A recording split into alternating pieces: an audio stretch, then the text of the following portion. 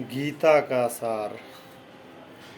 तम तथा कृप्याविष्टं श्रुपूर्णाकुलेक्षणं विसीदन्तमीन्दं वाक्यमुवाच मधुसूदनः।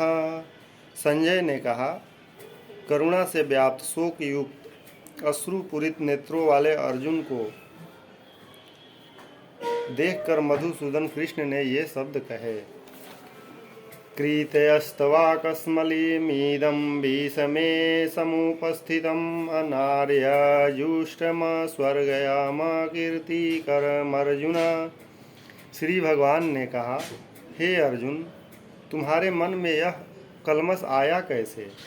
यह उस मनुष्य के लिए तनिक भी अनुकूल नहीं है जो जीवन के मूल्य को जानता हो। इससे ऊंच लोक की नहीं अपितु अपयश की प्राप्ति होती है। क्लैवयं मासमगमः पार्थ नैतत्त्वायापुपद्धते क्षुद्रं हृदय दौर्बलयं त्यक्तोऽवतिष्ठ परन्तप। हे पृथापुत्र, इन हीन नपुंसकता को प्राप्त मत हो, यह तुम्हें शोभा नहीं देती। हे शत्रुओं के दमन करता, हृदय की क्षुद्र दुर्बलता को त्याग कर युद्ध के लिए खड़े हो जाओ। कथम भीष्मयामहं संख्ये द्रोणं च मधुसूदन इषुभिः प्रतियोत्स्यामि पूजाहार वरिसूदन।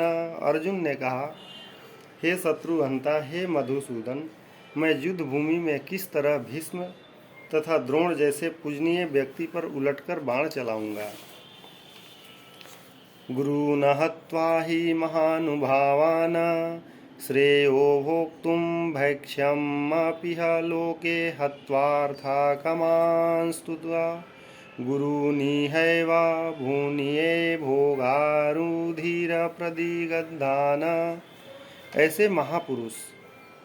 ऐसे महापुरुषों को जो मेरे गुरु हैं, उन्हें मारकर जीतने की अपेक्षा से इस संसार में भीख मांगकर खाना अच्छा है।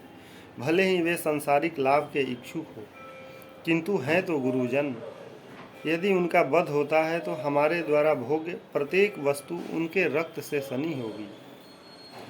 न चैतदीधः कतरत्रो गरियो यथा जयेम यदि वा नो जयेयुः यानेव हत्वा न जिजीविषाम् अस्तेव स्थिताः प्रमुखे धृतराष्ट्राः।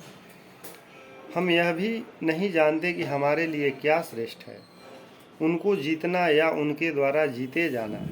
यदि हम धृतराष्ट्र के पुत्रों का वध करते हैं तो हमें जीवित रहने की आवश्यकता नहीं, फिर भी वे युद्ध भूमि में हमारे समक्ष खड़े हैं। कार्पण्य दोषोपहत अस्वभावः पृच्छामि त्वां धर्म समूढ़चेताः यच्छ्रेयः स्यात्रिश्रितं ब्रूहि तन्मे शिष्य अस्तेऽहं साधिमां त्वा प्रपत्रम्। अब मैं अपनी कृपण दुर्बलता के कारण अपना कर्तव्य भूल गया हूँ और सारा धैर्य खो चुका हूँ। ऐसी अवस्था में मैं आपसे पूछ रहा हूँ कि जो मेरे लिए श्रेयस्कर हो उसे निश्चित रूप से बताएं। अब मैं आपका शिष्य हूँ और आपका शरणागत हूँ, कृपया मुझे उपदेश दें। न हि प्रप्स्यामि मामापनुधाद यक्षोकमुचक्षोषणमिन्द्रियाणाम् अवाप्य भूमावसपत्नमृधं राज्यं सुराणमपि च धीपत्यम्। मुझे ऐसा कोई साधन नहीं दिखता जो मेरी इंद्रियों को सुखाने वाले इस शोक को दूर कर सके। स्वर्ग पर देवताओं के अधिपत्य की तरह इस धनाधन संपन्न सारी पृथ्वी पर निष्कंटक राज प्राप्त करके भी मैं इस शोक को दूर नहीं कर सकूंगा। एवमुक्त्वा हसिकेशं गुणाकेशः परन्तप नायो तस्य इति गोविन्दमुक्त्वा तूष्णीभूभवः। संजय ने कहा, इस प्रकार कहने के बाद शत्रुओं के दमन करने वाला अर्जुन कृष्ण से बोला, हे गोविंद, मैं युद्ध नहीं करूँगा, और चुप हो गया। तमुवाच हसिकेशः प्रहस्वनीव भारत सैन्यारूहयो मर्दये विसीदन्तमिदं वचः। हे भरतवंशी धृतराष्ट्र, उस समय दोनों सेनाओं के मध्य शोकमग्न अर्जुन से कृष्ण ने मानो हंसते हुए ये शब्द कहे, अशोच्यानान्वा शोच अस्त्वं प्रज्ञावादांश भाससे गतासूंचम नानु शोचन्ति पंडिताः। श्री भगवान ने कहा, तुम पांडित्यपूर्ण वचन कहते हुए उनके लिए शोक कर रहे हो जो शोक करने के योग्य नहीं है। जो विद्वान होते हैं वे न तो जीवित के लिए न ही मृत के लिए शोक करते हैं।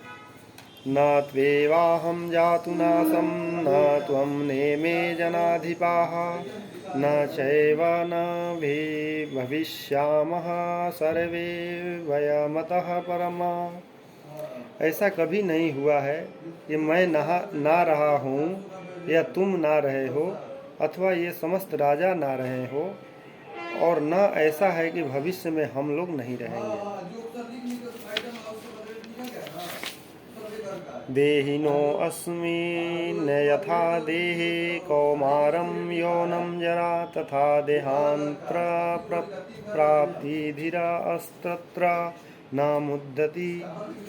जिस प्रकार शरीरधारी आत्मा इस वर्तमान शरीर में बाल्य अवस्था से तरुणा अवस्था में और फिर वृद्धा अवस्था में निरंतर अग्रसर होता रहता है, उसी प्रकार मृत्यु होने पर आत्मा दूसरे शरीर में चला जाता है। धीर व्यक्ति ऐसे परिवर्तन से मोह को प्राप्त नहीं होता। मात्रा स्पर्शास्तु कौन्तेय शीतोष्णा सुख दुःखदाः आगम पायुनो अनित्या अस्ताम अस्ति तीक्षस्व भारत। हे कुंती पुत्र, सुख तथा दुख का क्षणिक उदय तथा कालक्रम में उनका अंतर ध्यान होना सर्दी तथा गर्मी की ऋतुओं के आने जाने के समान है। हे भरतवंशी, वे इंद्रिय बोध से उत्पन्न होते हैं और मनुष्य को चाहिए कि अविचल भाव से उनको सहन करना सीखे। यम ही न व्यथयन्ते पुरुषं पुरुष सर्वा समुदः खसुकं धीरं स्वामृत्य वाय कल्पते। हे पुरुष श्रेष्ठ अर्जुन, जो पुरुष सुख तथा दुख में विचलित नहीं होता और इन दोनों में समभाव रहता है, वह निश्चित रूप से मुक्ति के योग्य है। ना सतो विद्यते भावो ना भावो विद्यते सतः उभयोरपि दृष्टो अंत अस्त्वा नयो अस्तत्वा दर्शभिः। तत्वदर्शियों ने यह निष्कर्ष निकाला है कि असत भौतिक शरीर का तो कोई चिर अस्थायित्व नहीं है, किंतु सत आत्मा अपरिवर्तित रहता है। इन्होंने इन दोनों की प्रकृति के अध्ययन द्वारा यह निष्कर्ष निकाला है।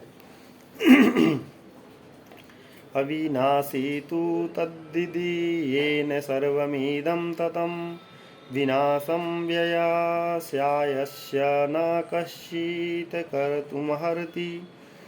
जो सारे शरीर में व्याप्त है उसे ही तुम अविनाशी समझो। उस अव्यय आत्मा को नष्ट करने में कोई समर्थ नहीं है। अंतवंत इमे देहा नित्या अस्योक्ताः सरिणीः अनासीनो अप्रमेवश्य तस्मादुधयस्व भारत। अविनाशी, अप्रमेय तथा शाश्वत जीव के भौतिक शरीर का अंत अवश्यम भावी है। अतः हे भरतवंशी, युद्ध करो। ये एनं वेति हन्तारं यस्य न मन्यते हतम् उभौ तौ न विजानीतो नायं हन्ति न हन्यते। जो इस जीवात्मा को मारने वाला समझता है तथा जो इसे मरा हुआ समझता है, वे दोनों ही अज्ञानी हैं, क्योंकि आत्मा ना तो मरता है और ना मारा जाता है। न जायते म्रियते वा कदाचिन नायं भूत्वा भाविता वा न भूयः अजो नित्यः शाश्वतो अयं पुराणो न हन्यते हन्यमाने शरीरे। आत्मा के लिए किसी भी काल में ना तो जन्म है न मृत्यु। वह ना कभी जन्मा है और ना जन्म लेता है और ना जन्म लेगा। वह अजन्मा, नित्य, शाश्वत तथा पुरातन है। शरीर के मारे जाने पर वह मारा नहीं जाता। वेदा विनाशिनं नित्यं येनं जं व्ययं कथं स पुरुषः पार्थकं घातयति हन्ति कमा। हे पार्थ, जो व्यक्ति यह जानता है कि आत्मा अविनाशी, अजन्मा, शाश्वत तथा अव्यय है, वह भला किसी को कैसे मार सकता है या मरवा सकता है। वसांसि जीर्णानि यथा विहाय नवानि गृहति नरो अपराणि तथा शरीराणि विहाय जीर्णान्यानि संयति नवानि देहि। जिस प्रकार मनुष्य पुराने वस्त्रों को त्याग कर नया वस्त्र धारण करता है, उसी प्रकार आत्मा पुराने तथा व्यर्थ शरीरों को त्याग कर नवीन भौतिक शरीर धारण करता है। नैनं छेदन्ति शास्त्राणि नैनं दहति पावकः न चैनं क्लेद्यन्ते आपो न शोष्यति मारुतः। यह आत्मा न तो कभी किसी शस्त्र के द्वारा खंड खंड किया जा सकता है, न अग्नि द्वारा जलाया जा सकता है, न जल द्वारा भिगोया जा सकता है, न वायु द्वारा सुखाया जा सकता है।